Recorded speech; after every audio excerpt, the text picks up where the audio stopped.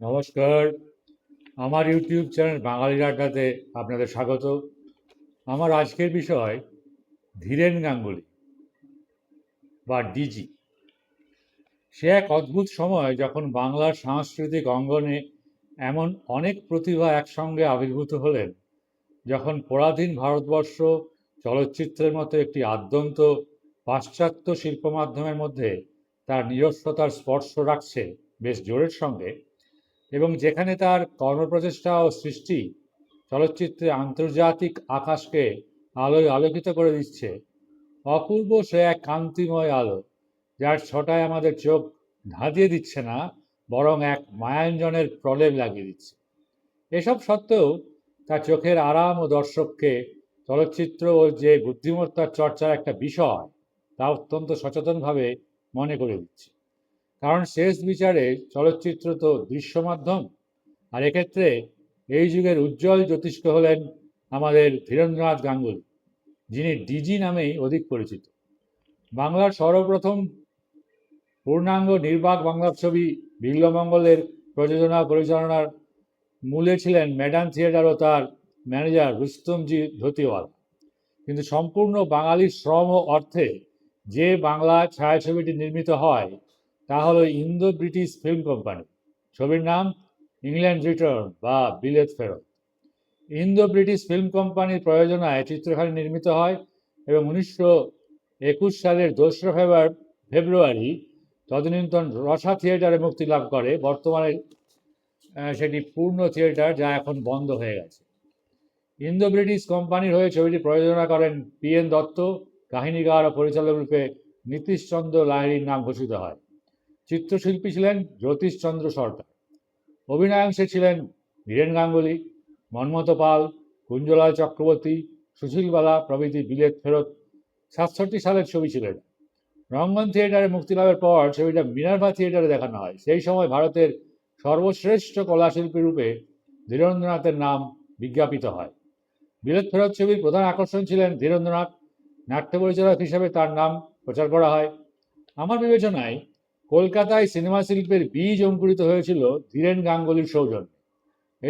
এজন্য নয় যে তিনি শান্তিনিকেতনের ব্রহ্মচর্যাশ্রমের ছাত্র ছিলেন অথবা হায়দ্রাবাদের নিজাম কলেজে কলা শিক্ষকতা করতেন এবং এর অন্তর্গত প্ররোচনায় আমাদের চলচ্চিত্রের প্রত্যক্ষ সামাজিক অনুষঙ্গ বয়ে আনলেন বলেই তার বিলেত ফেরত বা ইংল্যান্ড রিটার্ন সে অর্থে এমন এক বিদ্রূপ, যা আমাদেরকে ইংরেজ নবিশি নকল সাহেবদের ঠাট্টা করার দুঃসাহস দেখিয়েছিল। সেই কবে পৌরাণিকতার বৃত্ত থেকে অথবা তত্ত্বের ঘেরাটো পার হয়ে যায় ছবিটি অসম্ভব জনপ্রিয়তা লাভ করে। ধীরেন্দ্রনাথ সম্পর্কে মন্তব্য করতে গিয়ে তদনীন্তন বাসন্তী পত্রিকা বলে, বায়োস্কোপের ফিল্মে এ পর্যন্ত কোনো ভারতবাসী বিদেশি সমকক্ষ দাঁড়াইতে পারে না। চার্লি চ্যাপলিনের মতো মুখের ভাব এ পর্যন্ত আমাদের দেশে কেন বিলাত এবং আমেরিকায় আজ পর্যন্ত কেউ অনুকরণ করিতে পারে না।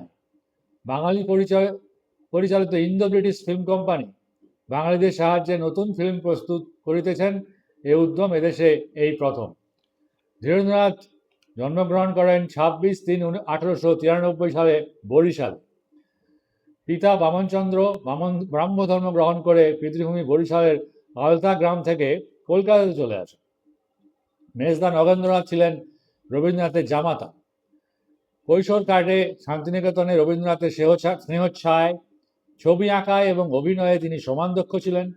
রবীন্দ্রনাথের সঙ্গে অনেক নাটকে অভিনয় করেছেন এই ডিজি। 1910 সালে শান্তিনিকেতনে পাঠ শেষ করে কলকাতা আর্ট কলেজে ভর্তি হন। বাড়ির গুরুজনদের তা পছন্দ না হওয়ায় বাড়ি ছেড়ে আলাদা থেকে পেন্টিং ও মেকআপ করে অর্থ উপার্জন করেন। 1915 সালে আর্ট কলেজে থেকে ভালোভাবে পাশ করে হায়দ্রাবাদের নিজাম আর্ট কলেজে শিক্ষকতার চাকরি নিয়ে তিনি চলে যান। ছোটবেলা থেকেই মেকআপ বিষয়ে দক্ষ ছিলেন।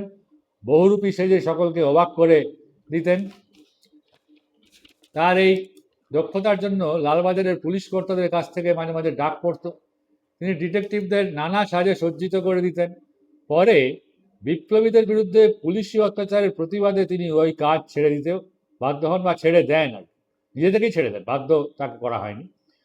তখন ছবি এঁকে তা বিক্রি করতেন। তার ছবির বই ভাবের অভিব্যক্তি, বিয়ে, ফুলসজ্জা, রং বেরং প্রভৃতি এইগুলি তার নিজের লেখা বই।